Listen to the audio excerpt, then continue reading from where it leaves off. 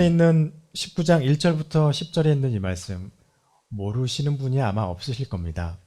왜냐하면 너무나 유명해요. 그리고 주일학교 때부터 시작해가지고 이 삭개오라고 하는 이름하는 이 한 사람의 이름이 참 많이 들려지고, 이 이야기를 뭐 교회를 어려서부터 다녔던 사람이라면 모를 수가 없는 그런 이야기입니다. 주님과 삭개오의 만남이죠. 그런데 이 만남 속에서 주님 때문에 벌어지는 어떤 변화가 생겨납니다. 먼저 이야기를 하자면, 여리고라고 하는 동네로 주님께서 예루살렘을 향해서 올라가시다가 여리고라고 하는 그 동네에 들어가시죠. 들어갔는데 우리가 늘 알고 있는 것처럼, 잘 알고 있는 것처럼 예수님의 소문이 어마어마하게 이스라엘에는 퍼져 있죠. 그래서 사람들이 예수님을 만나기를 원했고, 심지어 여기에도 아마 그 치맛바람? 이렇게 말해도 될까요? 치맛바람이라고 말해도 될 것 같아요.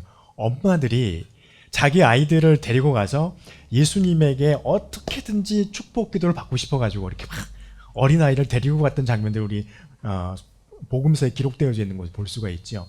그래서 그만큼 예수님이 가지고 있는 그 유명세, 그리고 예수님에 대한 수많은 소문, 또 예수님에 대한 그런 인기들이 어마어마했다는 것을 볼 수 있는데, 그래서 그랬을까? 이 삭개오라고 하는 사람도 예수님을 만나고 싶어 했던 것 같습니다. 그래서 예수님이 자기가 살고 있는 여리고라고 하는 그 성에 들어오신다라고 하는 소문을 듣고서 자기 일을 하다가 예수님이 거의 이제 들어와서 자기가 있는 근처에 왔다고 하니까 막 달려갔던 것이죠. 그런데 우리가 잘 알고 있는 것처럼 이 사람은 키가 작아요. 그러니 사람들이 키가 크니까 예수님을 볼 수가 없습니다. 그래서 그가 택한 것은 옛날 성경에는 뽕나무라고 번역돼 있죠. 근데 지금 성경은 돌무화과 나무 이렇게 번역을 했습니다. 올라갔어요. 올라가가지고 예수님이 어떤 분인가 하고 봤는데 마침 주님이 그 앞에서 딱 서신 것이죠. 마침인지 계획이죠. 주님이 거기에 서서 삭개오를 내려오게 하고 삭개오의 집에 들어가서 그곳에서 삭개오가 제공해주는 음식과 잠자리를 얻게 됩니다. 그리고 삭개오에게 9절에 있는 말씀, 오늘 구원이 이 집에 이르렀다라고 하는 고백을 하게 되고, 또 하나의 고백이 있죠. 이 사람도 아브라함의 자손임이니라, 이렇게 고백을 하게 됩니다. 어마어마한 일이 벌어진 것이죠. 이 이야기입니다. 이 이야기 속에서 삭개오와 주님의 만남이 이루어졌어요. 이 만남은 이루어질 수 없는 만남입니다.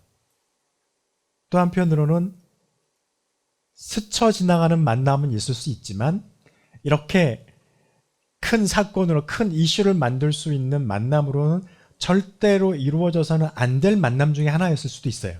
왜냐하면 이것이 예수님에게도 주는 파장이 너무 컸기 때문에. 어떤 게 있었을까요? 삭개오가 예수님과의 어떤 깊이 있는 교제가 이루어지는 것을 원했을까? 그렇진 않았을 것입니다. 이유는요, 3절 말씀에 보면은 예수님을 보고자 하는데 키가 작아가지고 사람들이 많아서 할 수 없었다라고 돼 있죠. 여러분, 여기 보면 키가 작다라고 하는 말, 작다라고 하는 말이 우리에게 주는 조금의 시사점이 있어요. 그 사람이 신체적으로 정말 키가 작은 사람이었을 수도 있습니다. 그런데 여기 키가 작다라고 하는 말이 신체적으로, 육체적으로, 생리학적으로 삭개오가 키가 작다는 것도 있지만, 키가 작다라고 한 이 말은 다른 의미를 가지고 있는 부분이 있습니다. 여리고라고 하는 공동체 안에서 삭개오가 갖는 사회적인 위치, 어떤 위치였을 것 같으세요? 오늘 말씀해 보니까 그 직업이요, 세리장이고 부자래요. 일단 세리라고 하는 말 자체는 유대인들, 예루살렘 이스라엘 백성들에겐 세리장 이러면 이건 일단 매국노죠. 우리나라에서 일본에 함께했던 그런 사람과 같은 매국노란 말이에요. 애국자는 절대 아닙니다. 왜냐하면 로마를 위해서 일하는 사람이기 때문에. 그래서 일단 한 번 낙인 찍혔고요. 그 다음에 부자이죠. 부자라고 하는 이 말을 19장의 이 말을 누가복음 이 편지를 읽고 있는 이 복음서를 읽고 있는 사람들이 딱 들었을 때 부정적인 의견을 가질 수밖에 없어요. 이따 같이 말씀 나누죠. 그런데 일단 부자는 누구요? 세리장이었습니다. 세리였는데 세리 중에서도 가장 우두머리였는지 어쩐지 모르겠으나 하여튼 말단은 아니었단 말이에요. 세리장이라고 하는 것 때문에. 그래서 최소한 간부 이상의 그런 세리 업무를 맡고 있는 사람이었습니다. 그렇기 때문에 이 세리, 유대인이었지만 세리였던 이 삭개오를 바라보는 예루살렘 사람들의 시선은 어땠을까요? 이스라엘 백성들의 시선은요, 그는 죄인이고 친구하면 안 될 사람이에요. 함께 어울리면 안 될 사람이에요. 어울리게 되면 나도 죄인이 되기 때문에 그때 당시에 통용되는 사회적인 상식으로 말미암아. 그래서 그가 왔을 때 이 사람은 세리장이었다면 권권력이 있었겠죠. 일정한 공권력을 가지고 있었던 사람입니다. 그리고 부자였습니다. 그렇다면 그 여리고라고 하는 성에서 이 사람을 함부로 무시할 수 없는 그런 재력이 있었어요. 명예도 있었어요. 권력도 있었어요. 그런데 왜 예수님이 왔을 때 이 사람이 어떻게 되어 있습니까? 사람이 많음으로 예수님 앞에 갈 수 없었다. 이건 뭡니까? 무시당하고 있었다는 소리죠.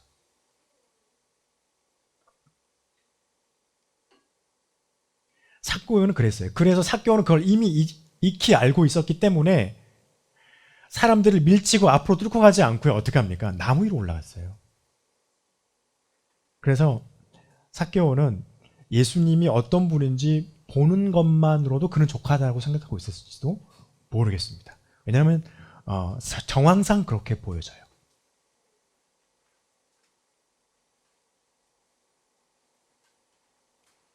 여러분은 주님과 만날 때 방해물이 있으신가요? 삭개오에게는 주님과 만남에 있어서 방해물들이 누구였냐면 여리고 사람들이었습니다. 그리고 바리새인이었고 그 바리새인들과 함께 예수님을 쫓아다니면서 예수님의 잘못을 어떻게든 캐려고 했던 제사장의 수하들, 그리고 여리고성 전체 사람들이 삭개오에게는 방해물이었어요. 공경에 처해 있는 거죠. 주님을 만나고 싶은데. 그리고 그는요, 자기가 할 수 있는 최선을 다합니다. 여러분, 삭개오가 돌 무화과 나무에 올라간 것이 삭개오의 의지였을까요? 아니면 어쩔 수 없는 상황 때문에 그렇게 했을까요? 상황 때문에 그렇게 했다 할지라도 이것은 분명히 삭개오가 의지적으로 주님을 보기 위해서 나무 위로 올라가는 것을 볼 수 있습니다. 그랬는데 어떤 일이 벌어졌나요? 주님이 삭개오가 올라갔던 그 나무 옆에 서서 삭개오를 바라봅니다. 그리고 말을 걸죠. 상상하지 못했을 거예요. 말을 거시면서 삭개오가 내려와라. 내가 너희 집에서 오늘 하룻밤 자야겠다. 라고 하는 전혀 예상하지 못했던 답변을 주님으로부터 받게 됩니다.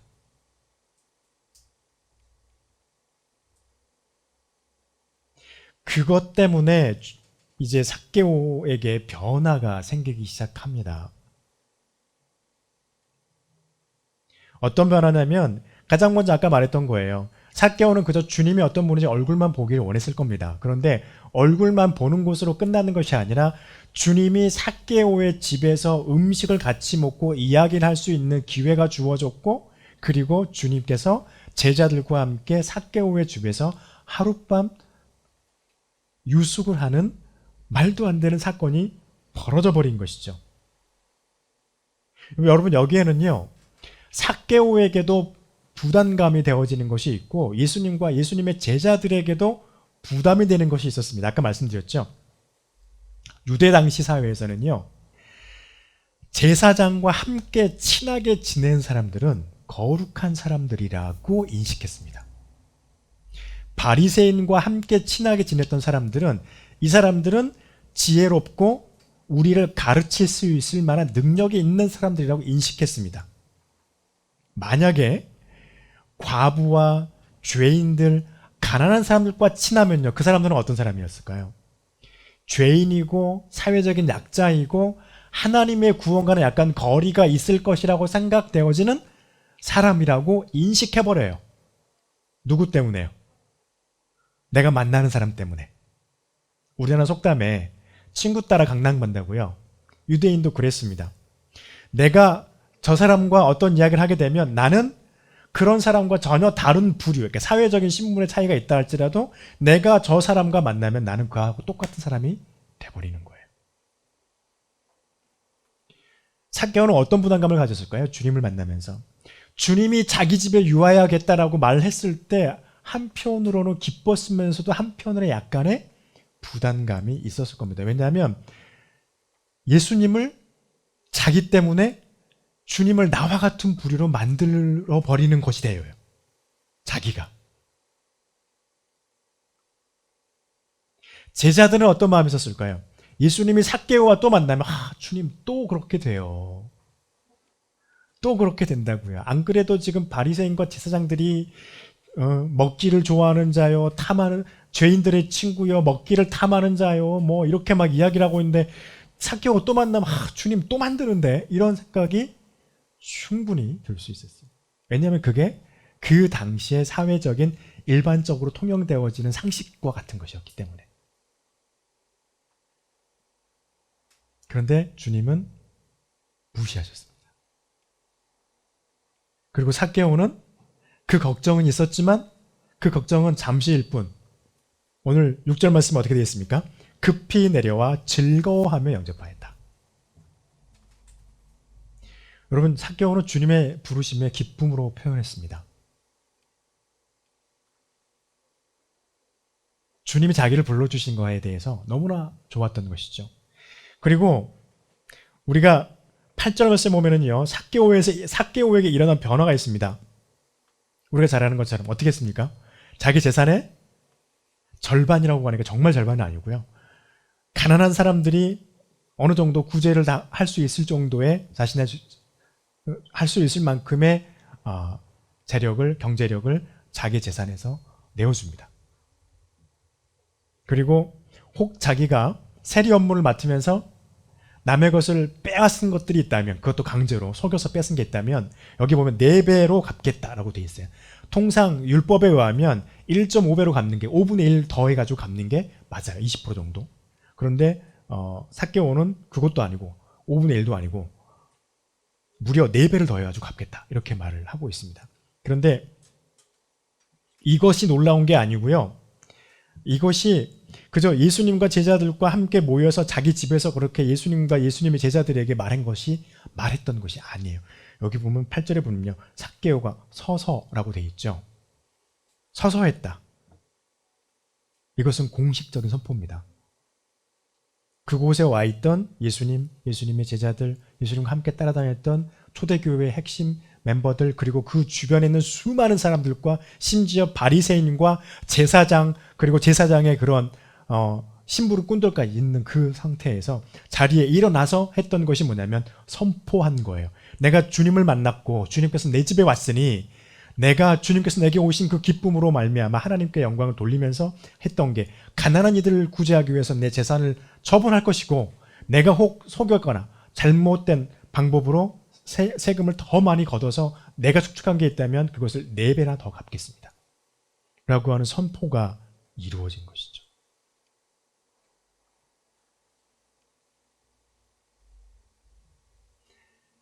엄청난 일이 벌어진 겁니다. 이거 또 한 가지 변화가 일어났어요. 아까 말씀드렸죠. 삭개오가 여리고에서 그의 위치가 어떤 위치였다고요? 작은 자였어요. 권력도 있고 부자였고 또 함부로 무시 못하는 그런 위치였지만 그가 하나님 앞에서는 구원받을 수 없는 자였습니다. 근데 그것도 앞에 하나가 더 붙었어요. 절대 구원받을 수 없는 자예요. 이건 말이 안 되는 일이었죠. 그는 그렇게 평생을 살아왔을 것입니다. 그런데 주님께서 그에게 와서 이 말을 듣고 8절에 있는 이 삭개오의 고백을 듣고 주님이 9절에서 삭개오뿐인가요? 제자들과 그곳에 있는 이스라엘 백성들에게 선포하신 것이 무엇인가요? 오늘 구원이 이 집에 이르렀다. 여러분, 이 말요 우리가 들으면 아무것도 아닌 것 같잖아요. 지금 이거 제사장들과 바리새인과 이스라엘 백성들 드리면 이건 완전히 천지개벽이에요. 있을 수가 없는 말이에요. 이 말은 선포될 수가 없는 상황이에요. 자기들이 지금까지 알고 있는 하나님의 말씀과 바리새인과 제사장들을 통하여서 서기관들을 통하여서 자기들에게 가르쳐주고 자기들이 알고 있는 바로는 바리새인이요, 과부요, 또 가난하고 병들고 몸에 여러 가지 많은 그런 병이 있고 하나님의 저주를 받는 것으로 판단되어진 그 사람들은 구원받지 못한다라고 배웠는데 주님이 오셔서 하시는 말씀이 세리인 삭개오에게 오늘 구원이 이 집에 이르렀다.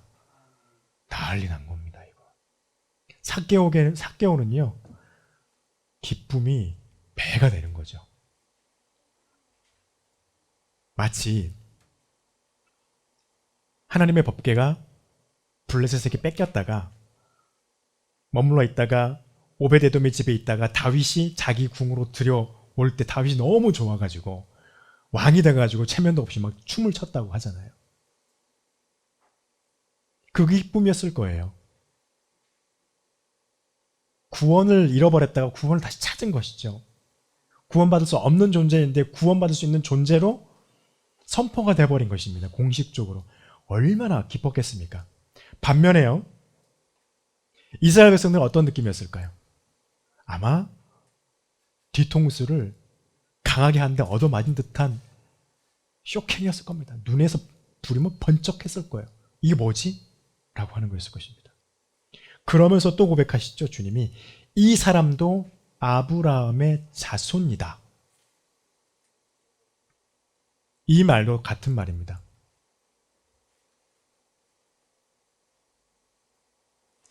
이스라엘 백성들은 아브라함의 자손이라면 구원받는 자이잖아요. 아브라함의 자손이라면 반드시 구원받는 자인데 아브라함의 자손이라면 세리도 안 돼야 되고요. 과부도가 돼도 안 되고요.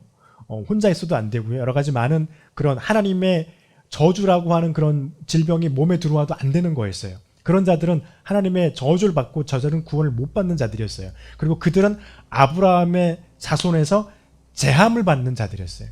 그렇게 제함을 받고 있는 자였어요. 삭개오는. 그런데 그에게 말씀합니다. 이 사람도 아브라함의 자손이라. 이것은 바리새인과 서기관과 제사장들에게 너희들이 가르쳐왔던 것, 너희들이 생각하고 있는 것이 지금 잘못됐다라고 공식적으로 주님께 선포하는 겁니다.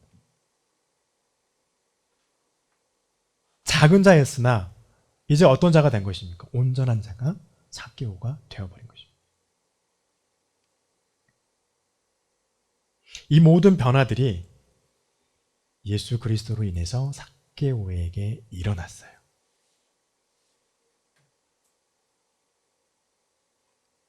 아까도 말씀드렸죠.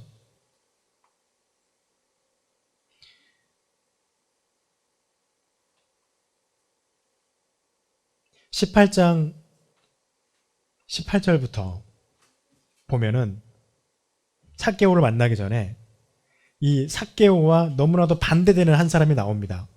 누가복음 18장 18절 이하에 보면요. 부자 관원이라고 하는 사람이 한 명이 나와요. 그가 예수님께 와서 물어보죠. 내가 어떻게 하면 구원을 받을까요? 율법을 지켜라. 그러니까 내가 다 지켰습니다. 내가 뭘 할까요? 그랬더니 예수님께서 하셨죠. 네가 가지고 있는 재산을 다 팔아서 가난한 사람들에게 나누어 주고 너는 나를 따르라 라고 했습니다. 그때 이 부자 관원의 반응이 어땠습니까?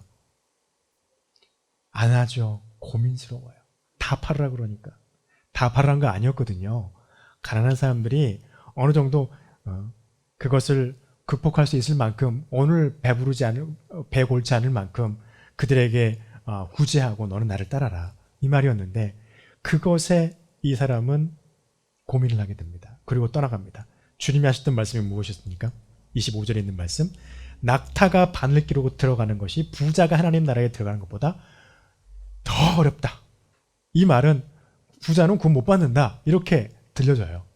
그런데 오늘 어떻게 됐습니까? 삭개오 부자였습니다. 그에게 선포된 말씀 어떻습니까? 19장 9절에 오늘 이 집에 구원이 임했다. 너무 상반되죠. 누가복음 19장 이 대목을 읽고 있는 사람들은요. 지금 18장 18절 이하에 있는 부자는 하나님 나라에 못 들어가는구나. 이렇게 생각을 강하게 갖고 있을 거란 말이에요. 읽었으니까. 근데 19장에 딱 오니까 삭개오는 부자였는데 하나님의 구원이 그 집에 선포되어 버렸어요. 무엇이었을까요? 변화입니다. 주님으로 인해서 삭개오 부자였지만 그에게는 변화가 일어났어요. 마음의 변화가 일어났어요. 그리고 그의 신분의 변화가 일어났어요. 무엇 때문입니까? 그가 주님을 만나고 또 주님의 어떤 말씀을 듣기를 원하는 그의 갈망 때문이었습니다. 그 갈망에 주님이 응답하셨고 그 갈망이 이루어질 수 있도록 하나님께서 그에게 주신 것이죠.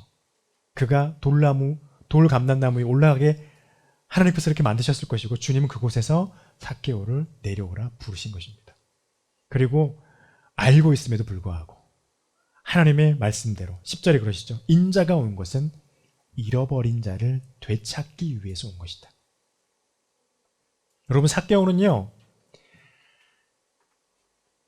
제사장과 바리새인과 서기관과 똑같은 사람입니다. 그들이나 우리나 예수 그리스도를 알고 믿고 있는 저와 여러분이나 세상에서 예수 그리스도를 알지 못하고 믿고 있지 않는 저들이나 하나님 앞에서는 똑같아요. 죄인이에요. 그런데 낙인 찍어버렸어요. 그들은 어떤 낙인입니까? 삭개오 저 사람은 절대로 하나님의 구원을 얻을 수 없는 사람. 낙인 찍어버렸어요. 그런데 그를 주님께서 복권시키십니다. 이도 하나님의 구원이 선포되어지는 사람이다.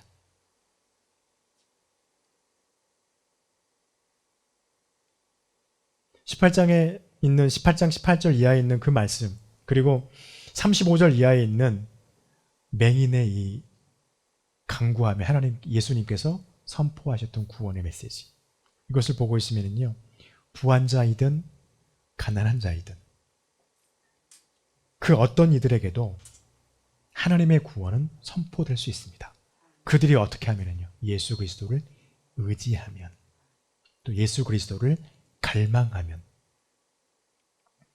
그들 안에 하나님의 구원이 선포되어지고, 또 주님께서 삭개오에게 말하고, 또 주님께서 제사장과 바리새인과 서기관들에게 선포했던 것처럼 이 사람도 아브라함의 자손이니라, 구원받을 자라라고 하는 것을 선포하게 되었습니다. 여러분, 이 모든 것이 주로 인하여서 삭개오에게 베풀어지고 회복되어지는 하나님의 말씀이요 하나님의 메시지요 은혜인 것입니다. 저와 여러분의 삶 가운데도 주님을, 삭개오와 같이 주님을 바라보기를 원하는 믿음, 또 그러한 열망과 갈망, 소망이 있기를 간절히 축복합니다. 그래서 삭개오에게 일어났던 그 믿음의 변화가, 또 그렇게 선포되어졌던 구원의 선포와 아브라함의 후손임을 공식적으로 선포하시는 주님의 그 구원의 선포가 저와 여러분의 삶 가운데 우리에게 있기를 간절히 축복합니다. 기도하겠습니다.